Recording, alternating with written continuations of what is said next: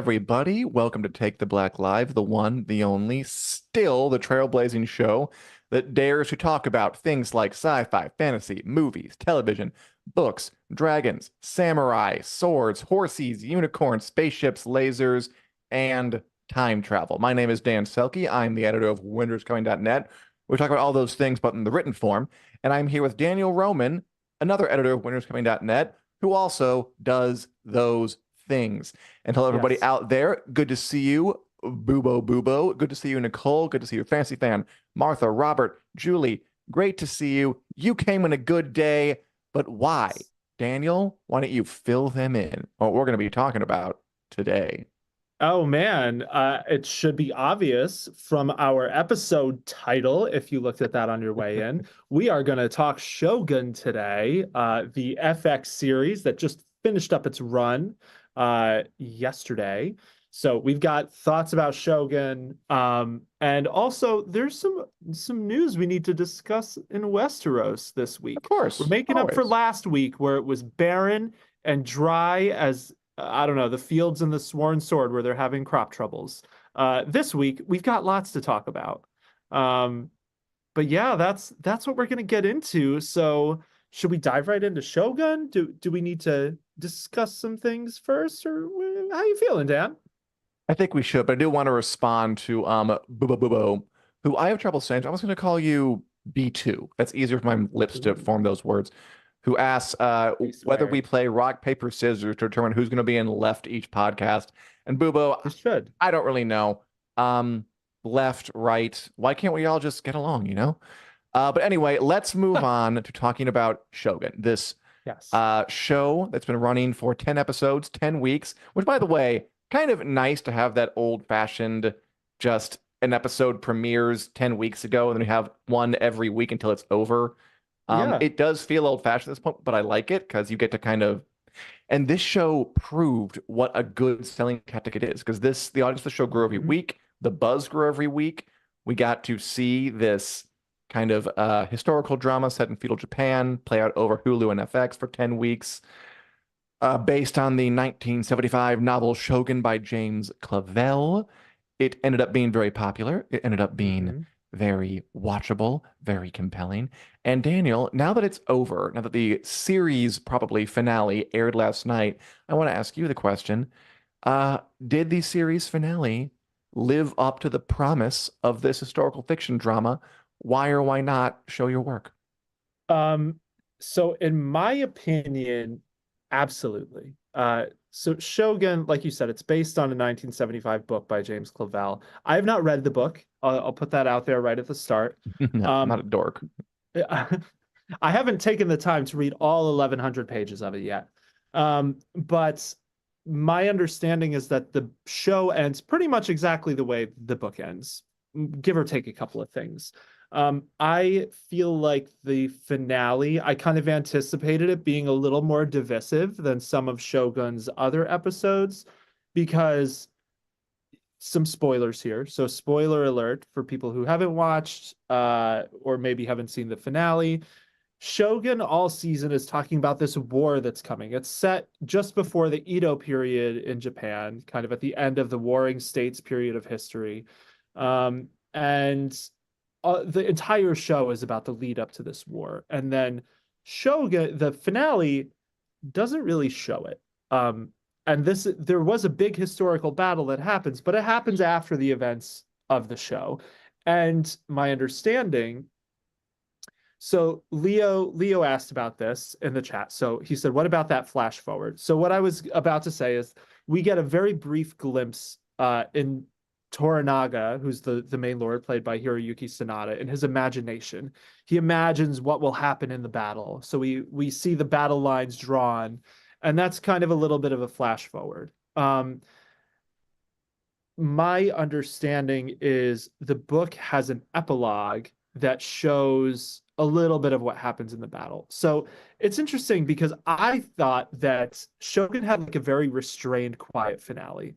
There's so much death in this show. So many people are committing seppuku or dying to natural disasters or in coups.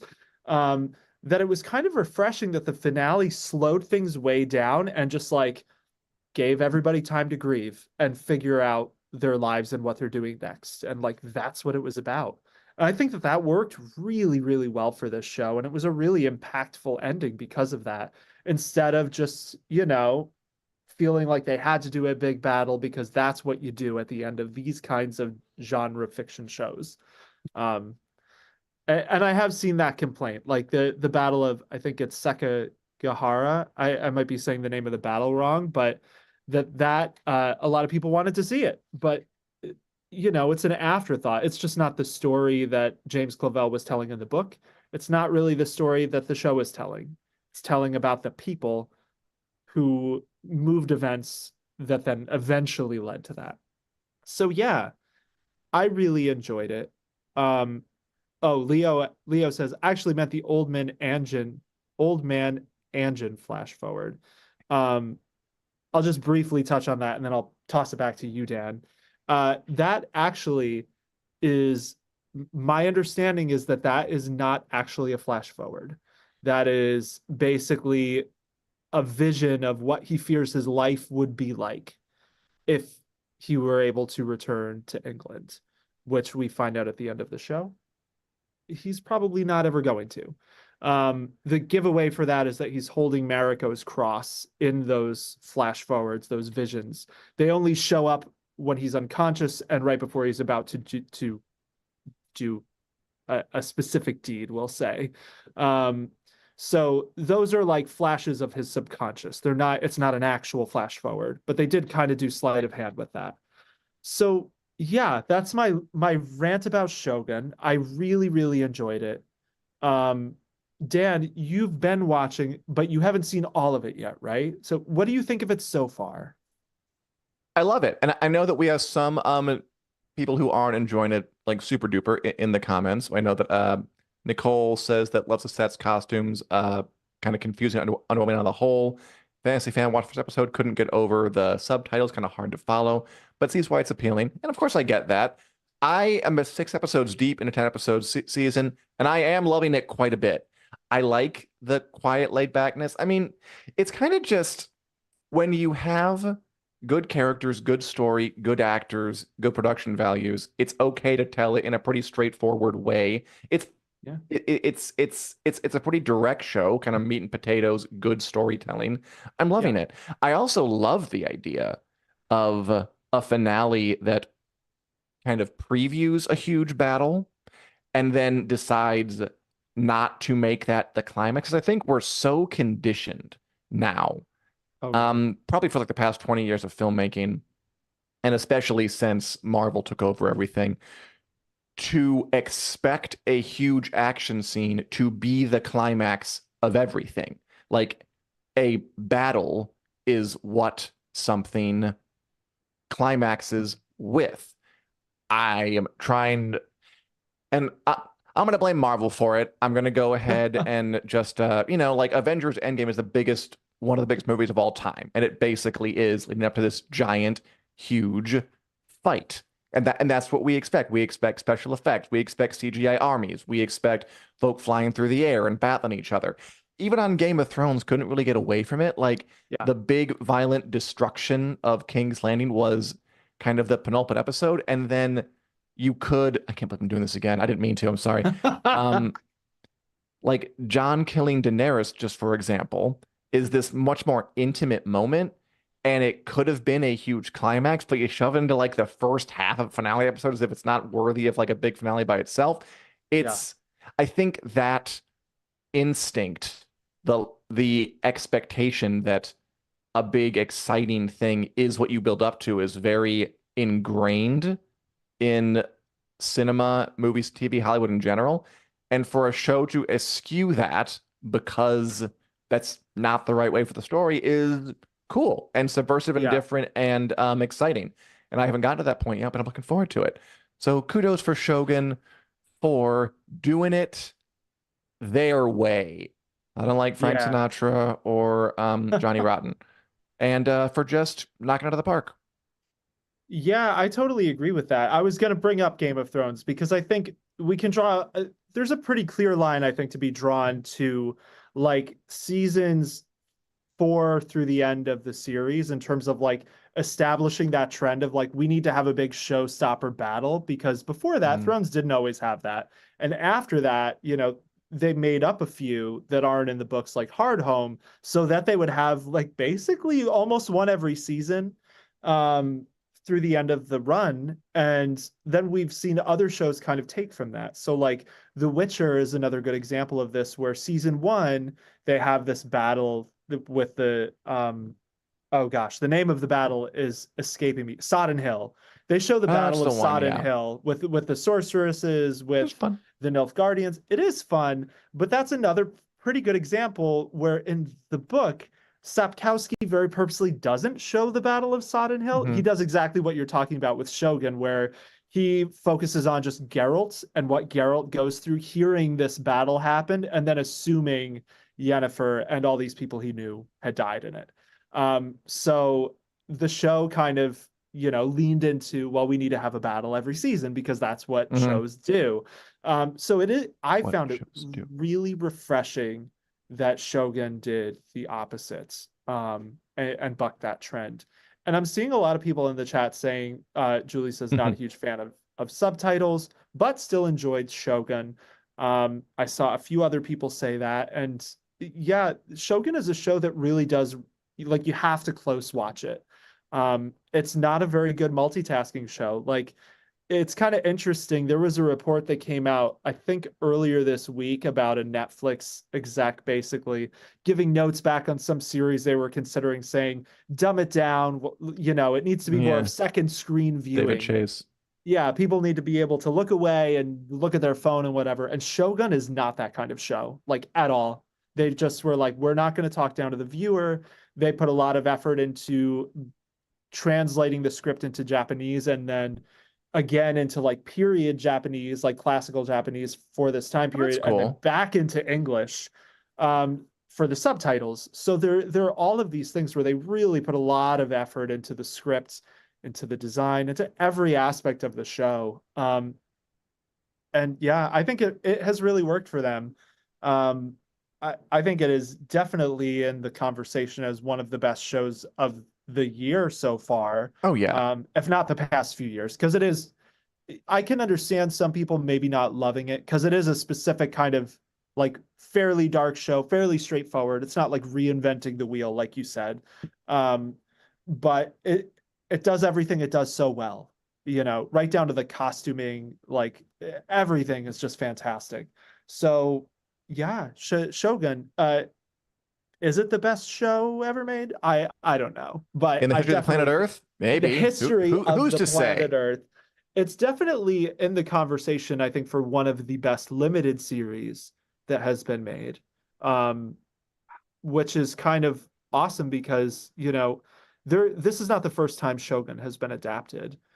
There was, I want to say, an adaptation in the 80s, 1980. 1980. And it's interesting because that one did some things really well too. I watched some of it while the new one was going, just to see what it was like. Yeah, and it's kind of interesting because that one didn't have subtitles because it was an older era of television where you probably couldn't get something like that made with that amount of subtitles. Right. So they kind of leaned into it as almost like a way of like othering, like showing how John Blackthorne couldn't understand what was going on around him because you, the viewer, didn't understand the Japanese, presumably. I think Booba Booba says 1980 show was good as well. B2. Really good. B2, B squared agrees. There's some things about it that they're kind of artifacts of the time that it was made. Sure. But I was surprised at how many events and things like that lined up and how many things it does seem like both of these shows took from the book. Because, James Clavell was alive when that one was made. He was like a consultant and stuff. So yeah, Shōgun, I think, has really, made a case for itself. If Anna Sawai does not at least get nominated for an Emmy, I will riot in the streets because she was fantastic. And I will be rewatching this series. I think that's a nice thing about it being a limited series too, it's easy to justify the rewatch because you're just getting that whole story again in one chunk. I do wish more folks went for a limited series and not just assuming you're going to make a giant show. Yeah, it's done a nice job of subverting expectations and showing that you can have a rich, popular, well done show without assuming it's going to be part of a cinematic universe or with having a giant battle or anything like that. Although I Yeah, do like the idea of them adapting other books in James Clavell's Asian Saga. Kind of oddly same. named Asian Saga. I want to address a couple of comments out there because I know folk were talking about subtitles. And Julie, by the way, yeah, I'm mostly sarcastically saying that is Shogun the best show in the entire world? I mean, I think that's a silly question. You can't really, no one Yeah, can know that. of Game course. It's not going to go anywhere anytime soon. I mean, subtitles.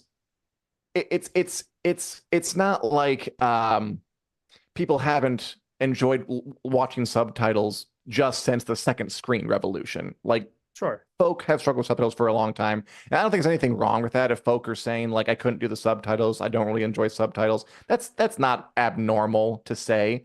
I do agree with Robert that there are a lot of great shows, movies out there that are foreign films have subtitles that you can get a lot out of if you're willing to go with it. But if someone doesn't like subtitles, I'm not going to get on their case about that.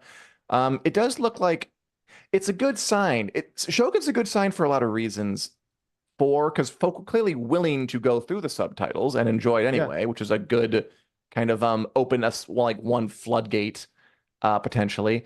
Also, if Hollywood is looking, because they've long been struggling with this problem of how do we make like a new season of epic television every year without like yearly gaps and still fit in all these epic battles and all these huge special effects. Well, maybe you don't always have to all the time have that stuff. Like if you have the powerful drama, it can sell itself. And that could be one way out of that particular quagmire.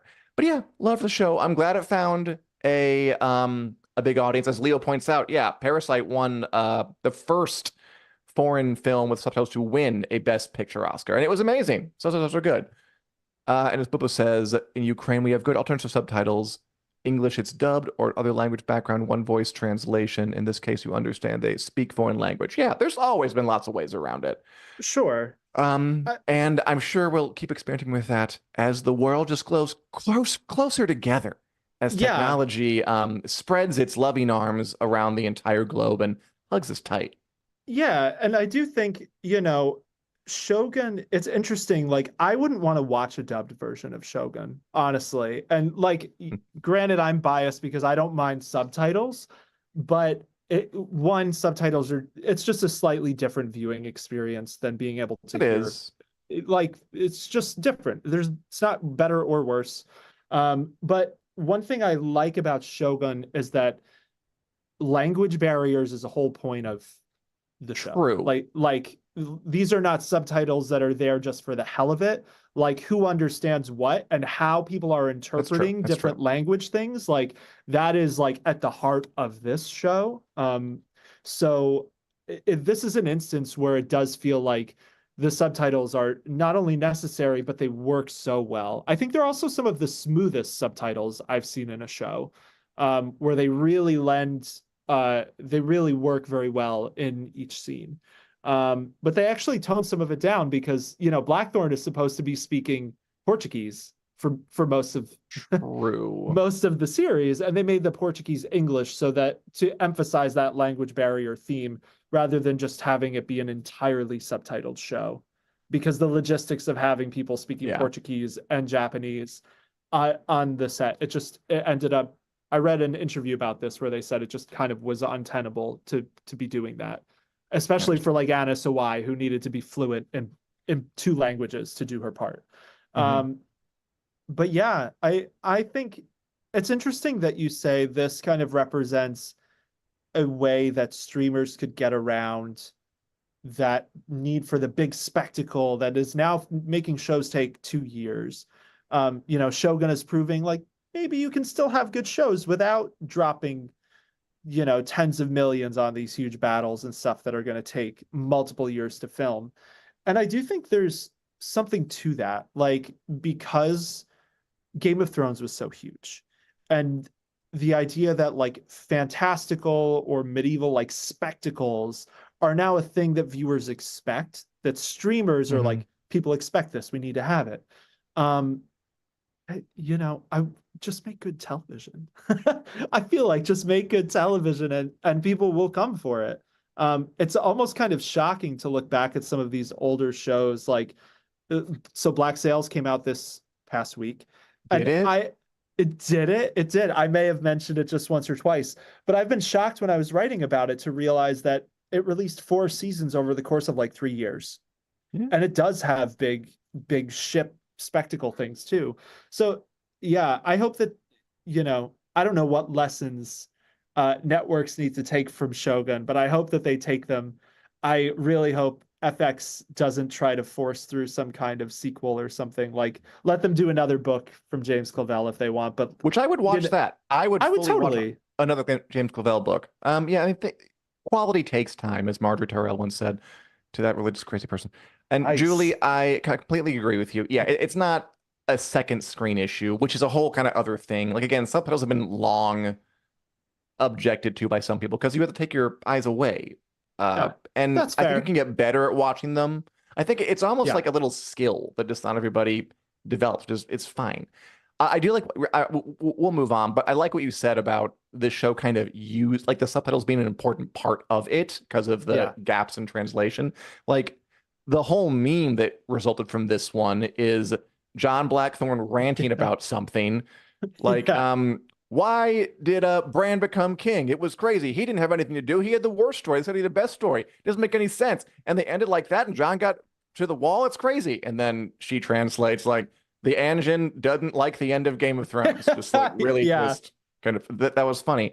I once saw like years ago, I was in a foreign country and I watched the movie Babel, which is Okay. about like all Language these barriers. different it's about language, but it's about like Yeah. 4 different stories on different continents all speaking different languages, and the point of it is how language separates us.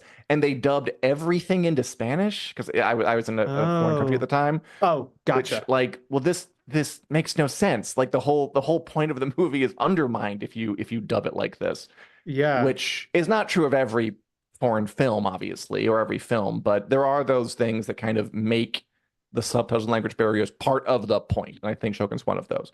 All right. I think we should Yeah, move on. So you totally. have anything else to say about Shogun? Just if you haven't seen it, consider giving it a watch. I really Totes. loved it. Great show. Anna Sawai. Someone give her Emmy. Work. Yeah. That's why. What do we got to talk about All right. next? Let's stop by Westeros as we enjoy Okay. am enjoying to do. House of the Dragon still on track for June 16th. Come on, get excited. It's going to happen. I'm looking forward to Woo. that. We also know that they're hard at work on A Knight of the Seven Kingdoms, The Hedge Knight. That's the full title. I still believe they'll probably shorten that. I hope to God they shorten that. We Please. have to write about this stuff. Don't make us do Please. it. I don't even want to know Yeah. what the acronym is. Which is this prequel to Game of Thrones, but set after House of the Dragon. A tall knight named Sir Duncan the Tall and a diminutive bald child named Aegon Targaryen, aka Egg, wander Westeros, having adventures, and we're just learning about where they're shooting in June, which includes some notable old Game of Thrones locations. For Yeah. instance, we have Myra Castle in Northern Ireland, it's all in Northern Ireland, which will stand in for Ashford Castle and parts of Ooh. Flea Bottom. A lot of the first Duncan Egg novel takes place on Ashford in the Reach, so verdant Hmm. meadows, very nice. And on Game of Thrones, that was the Dreadfort where the Boltons lived. So we're flipping it, making it happier. They're also filming at a pretty place called Glenarm Castle Estate in Northern Ireland. That'll be the Ashford Castle grounds. And they'll film in the Tollymore Forest Park in Northern Ireland, which on the Duncan Egg show will stand in for the Crownlands, the area around King's Landing. On Game of Thrones, it was where the Starks found their little direwolf puppies. Remember that? We remember that. And it'll Ah, be at Titanic Studios too, because of course it will. And nice. by the way, B2, I didn't, Joe Rogan had an opinion on House of the Dragon. I did not hear about that. Apparently, Joe Rogan said it's bad because all the actors are new. Uh, The main um, thing you're convincing me of is I don't need to listen to Joe Rogan. Thank you, B2. I mean, look, uh, How far down that obviously, rabbit hole do we want to go? maybe he didn't have all the information. It sounds like he maybe didn't. I'll look that up though. The Look, new actor anything Matt Joe Smith. Rogan says about anything is newsworthy. That man is listened That's to. true. So maybe I'll look that up later and get the specifics. It is a little odd to hear that though. Finally, moving on. In Yeah. addition to A Knight of the Seven Kingdoms, the Hedge Knight, we also got some information from Brian Helgeland, who was a screenwriter who wrote movies, I think like Man on Fire, a couple others, and he was developing another Game of Thrones prequel show that ended up getting shelved, it sounds like. Julie asked, "Who is Joe Rogan?" Whoa. You're fine, Julie. You don't even need to know. Yeah, Google him. He's a very influential podcaster who we could talk about him for hours, but we shouldn't. So I'm just gonna move on. Google him if you dare. Very Yeah. influential podcaster here in the States. I mean, remember, Drew's in Australia. I don't know if Joe Rogan's international. Um, in, in any case, so yeah, this screenwriter Brian Hedgeland talks about this 10,000 ships Game of Thrones prequel series he was developing, but it Yeah. got shelved. It was going to be about Nymeria of the Rhoynar. So many hundreds of years before Game of Thrones, Nymeria's on Essos.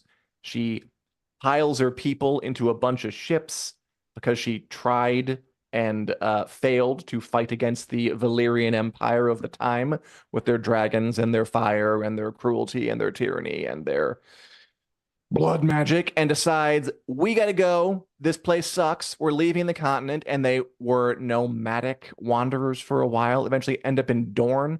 And he just talked about how he really liked the show. He thought it turned out great.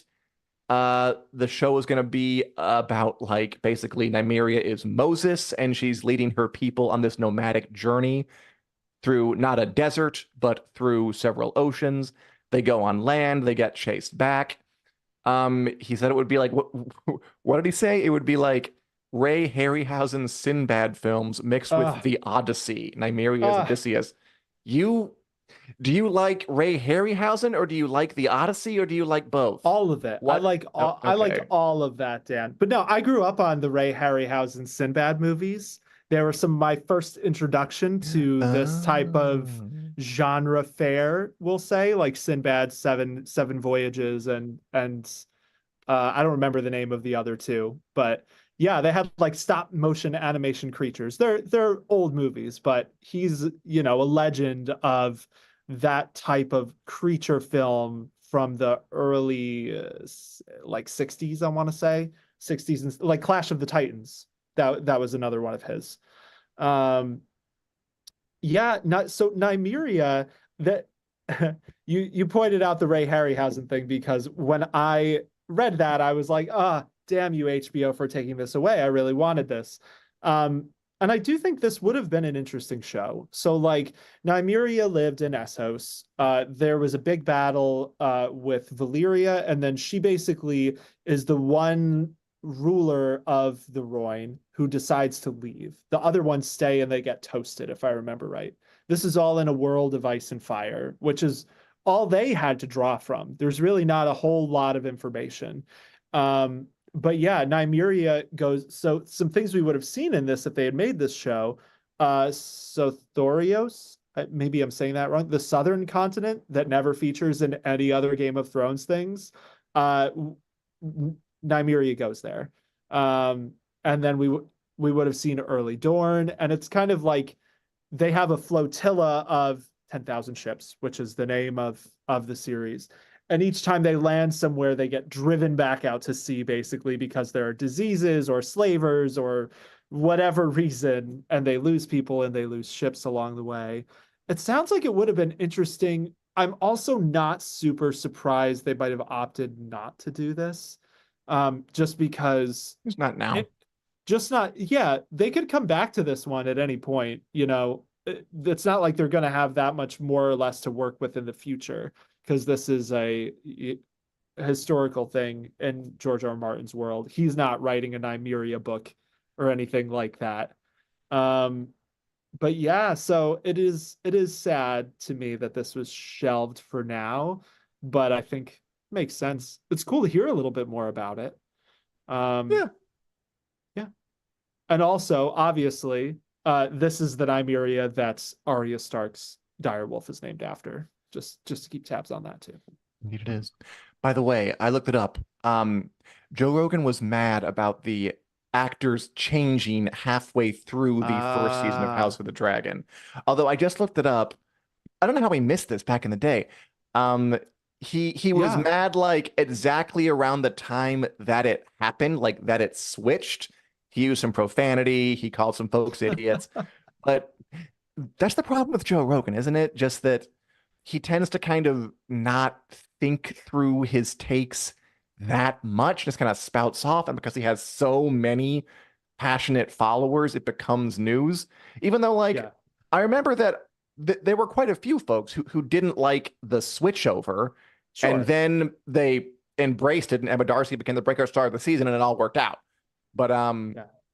that if I have a critique of Joe Rogan and completely apropos of nothing, it's that he seems to have kind of underthought takes and just says it without thinking it through, and then that has an outsized reach because of his giant audience. Yeah. Because I think that is the House of the Dragon switchover worked out pretty well, but you have to like let it bake for a minute and think about it before you can really weigh in like that. Yes, your critical television watching brain did not have the troubles with it. I agree. I mean, I agree with what you said. I think that's probably the appeal for a lot of people of Joe Rogan, is that he's shooting from the hip, as they say. But it also does lead to some maybe half-baked takes. I have opinions. I don't need to necessarily share all of them, but Yeah, I did not I think we liked talked Emma about this Darcy. today. If Everyone you don't did. like Ewan Mitchell as Aemon Targaryen, I have to ask what show you were watching. That's my take. All right. As Fantasy Fan says, negativity draws in views. Does it ever? I mean, look, we work in this industry. Yeah, if negativity draws in views, It's people true. love feeling bad. Which Speaking of, speaking of that, yeah, what are we hating? what a What are we segue. hating watching What are we hating nowadays? this What are we week? watching? What don't we like?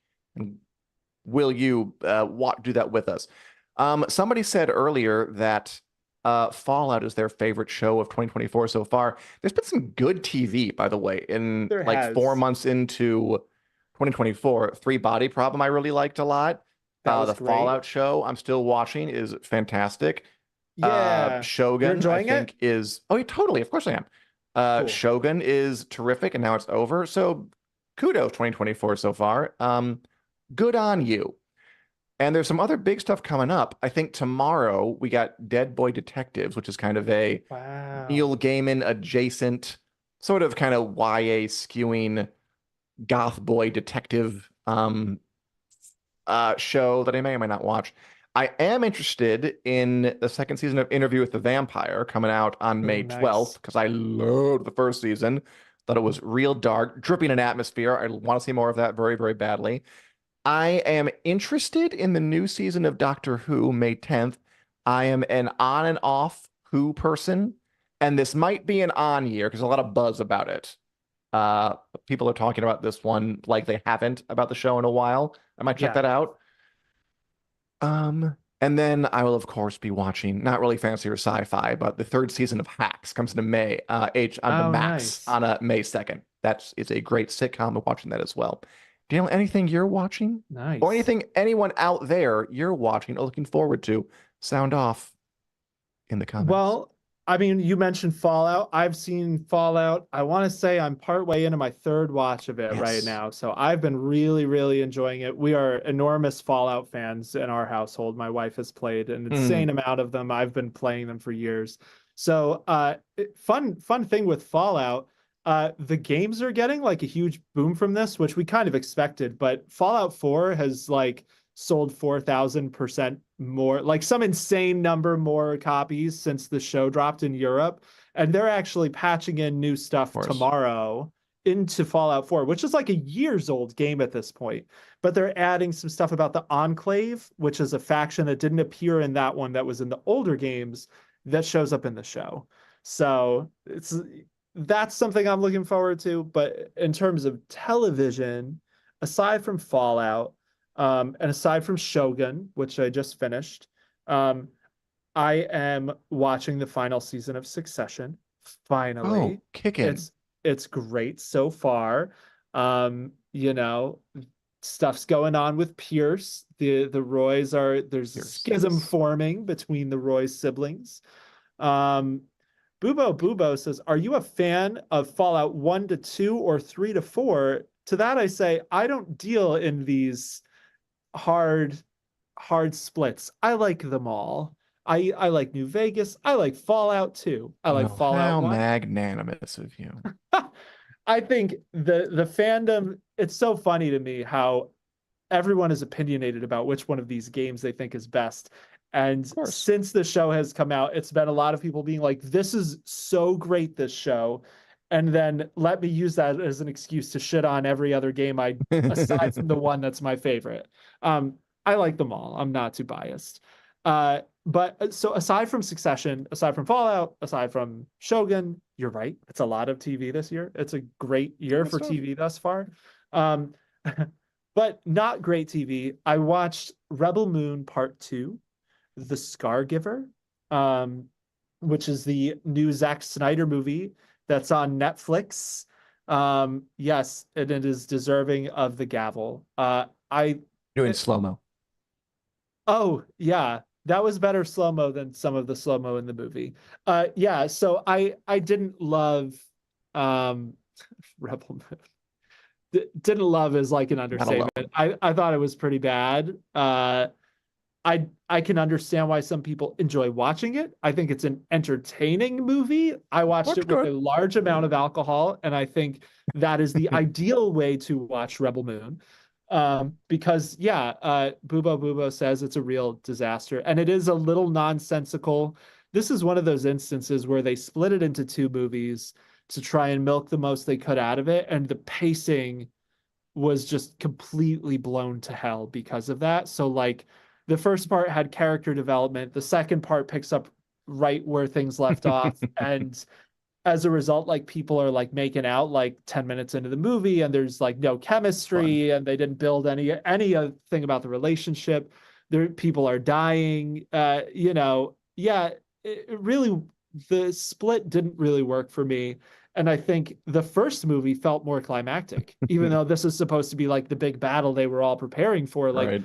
the first movie felt like it had more of an actual climax to it than this. And also, I draw issue with the fact that this is a space age conflict. It's an intergalactic kingdom, but they're willing to go to war because they just really need the grain from this one planet. You And it's gotta super, eat. Oh, well, sorry. sure, but Sorry. are they just eating bread? Like they must be eating other stuff in this space empire so that they're not just wholly reliant on grain. So there's all these sorts of little things that just like didn't completely make sense. And it's like it's running on vibes, Rebel Moon. Rebel Moon is just a vibes first movie. The plot's Gotcha. kind of all over the place. The characters are all over the place. The actors did the best they could with what they had. I think Most I do. forget I forget her name who plays the main character, the Scargiver, Aeneas. She's awesome. I think she did great. But yeah, there's kind of this feeling that like in the first movie too. The first movie was kind of like Zack Snyder's tour through like historical milieus a little bit, where like they went to a different planet and each planet was just like this one will be like an Asian themed cyberpunk planet. This one is a gladiator themed planet. Like they were all very recognizably like Earth milieus just in space. So there's all sorts of Sure, stuff. sure. There's all sorts of stuff like that where I'm just like, Bubo says he's a bad cinematographer, and we can debate that. Some people like Zack Snyder style, some don't.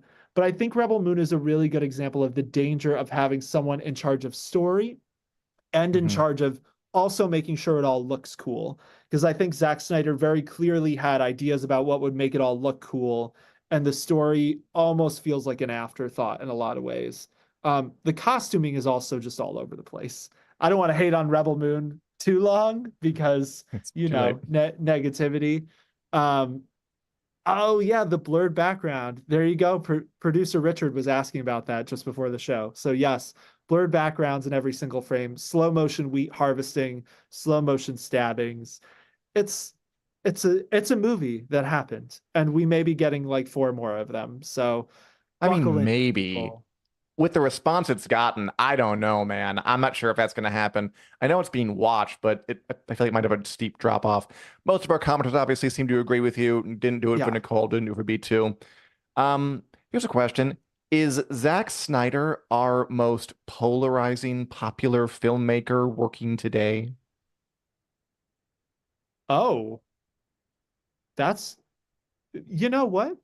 I don't know if that's hard, man. I'm struggling to think of other really polarizing ones, but he'd probably be up there. I think because there's such He's up a there. rabid like fan following for Yeah. him. It's almost similar to like the way that some of these game fandoms become super like hyper polarized. I feel like he's kind of got a hyper polarized fandom where he's got people who will like go to the battle lines defending that he is the best thing since sliced bread, which they make on Velt, by the way, because they harvest grain. Um, and then other people who just You don't got like bread his that got nice.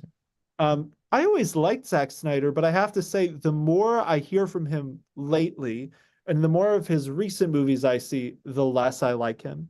And I think that this Rebel Moon, it's interesting because originally this was just like his Star Wars movie that got rejected. He was going to make it for Yes. Netflix, and like I did not think that so they split this one movie into two, which will have director's cuts eventually because Netflix knows Snyder fans want the director's cut. So they intentionally did it by releasing crappy half-baked versions of the movies first so that they can later release director's cuts with like the additional information that might have made it make sense the first time.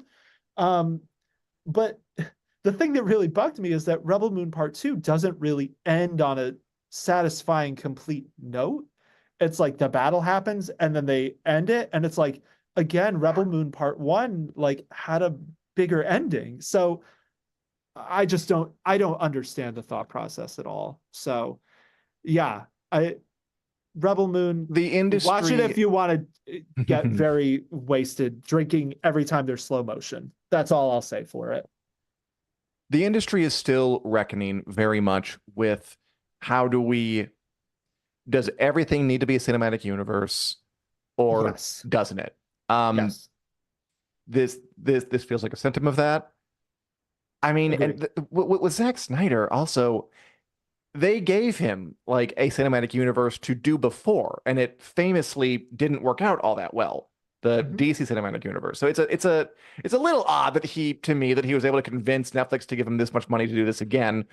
And maybe I'm wrong. Maybe it will catch on in a huge way, but it seems like folk aren't enjoying this very much. And I predict a drop off in viewing. And I think Rebel Moon Part 7 might never materialize. But Yeah. we'll see what happens in the future. There have been Yep. some good comments, but you guys are commenting really good today. There's a lot, so I can't go back and see some of the older ones. But whatever they were, I loved them, and I love you, and I hope you keep watching and commenting and subscribing Yeah. and everything you can do to help us here. Winnerscoming.net, take the Black Light. Very nice. Daniel, should we move on to the WiC News Lightning Round, where we each give our 20-second opinions on news of the day we didn't have time to get to, and then anybody at the show? We probably should, right? You know what? Or we could just Let's. keep talking about Rebel Moon, the new cult classic. Maybe not the movie we needed, but maybe the movie we deserve. Yeah. No, let's lightning. Let's do it. Okay, why don't you ask? These aren't in order, but I Okay. think you should ask me first. I think that's how it's going to go. Okay, so the new trailer for Deadpool and Wolverine has Hmm. more curse words than in the entire rest of the MCU. Yeah, it also set some viewership records. I mean, this is the Marvel turnaround. I predict they're going to come back. I think they're getting things under control. I think they're stopping the complete glut of stuff, and they're going to make some huge event movies like this. I see a lot of hype for this. I'll probably see this, and I predict a huge hit for them. And if they keep it up, hits in the future. They can do this. They can do it. They can make a comeback. But they got to be careful. Okay, Daniel, Yeah. since you watched the show and I didn't yet, although I really want to, I'm going to ask you this one. The second season of Severance on Apple TV Plus has finished filming, and it will be coming to Apple TV Plus later this year. Are you jazzed? I'm super jazzed. I really enjoyed Severance. It's one of those shows where you can watch it and maybe not like be binge watching and going back to watch it over and over, but it's going to give you a lot to think about long after you finish watching it. Show where people partition their minds so that their at work self doesn't remember their home life, their home self doesn't know what they do at work, and then things Cool. get sci-fi weird from there. And yeah, season 2 coming out later this year. Very exciting. Um, okay. I'm not super familiar with this one, so I want to hear your thoughts on it.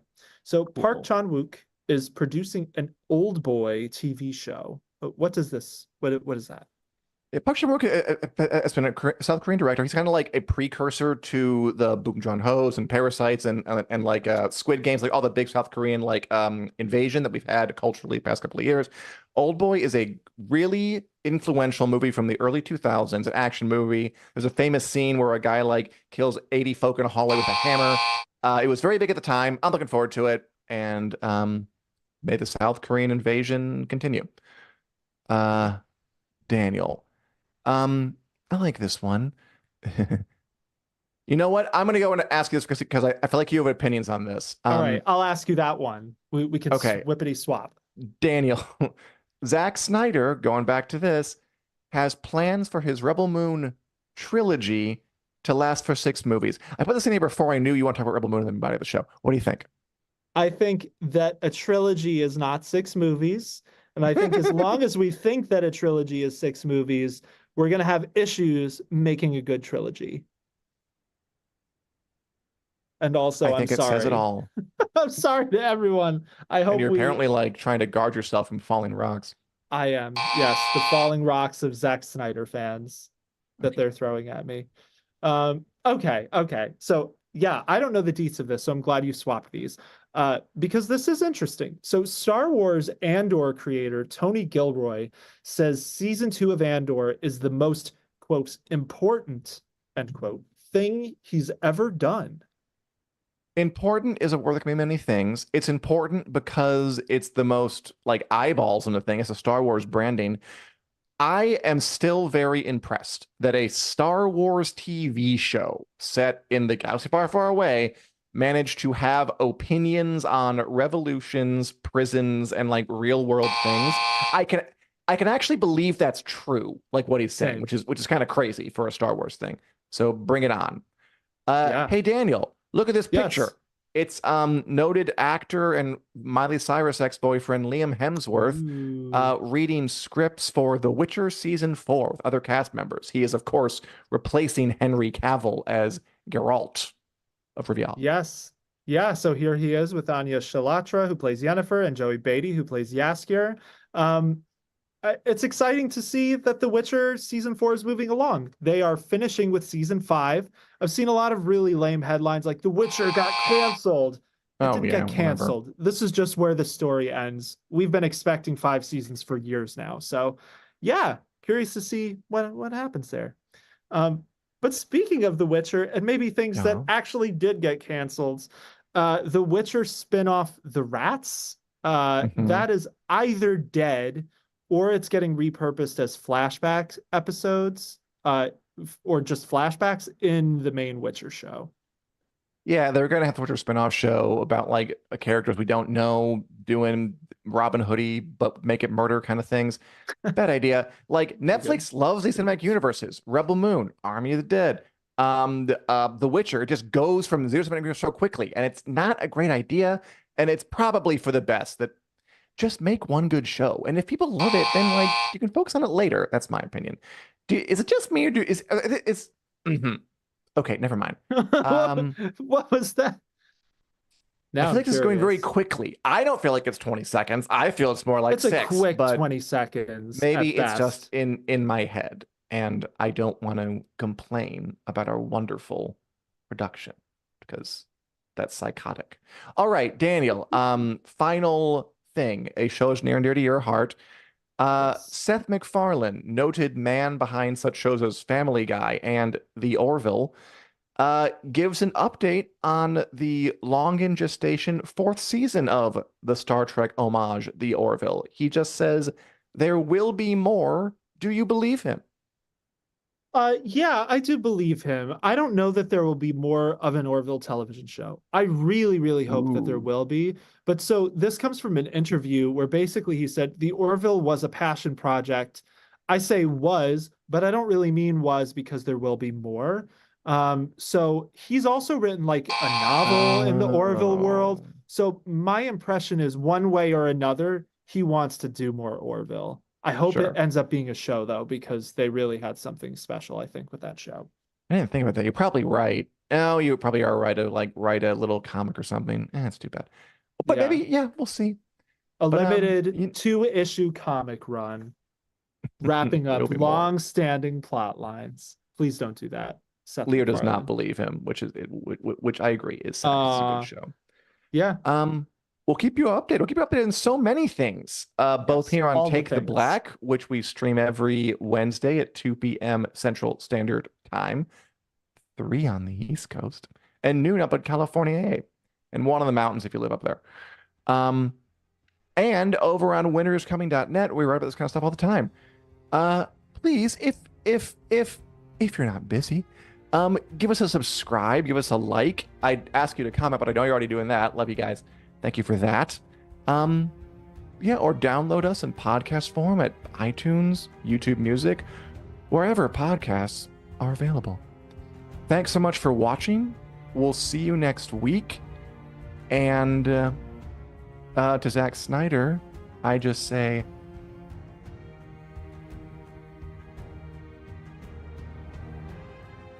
Take care, yo.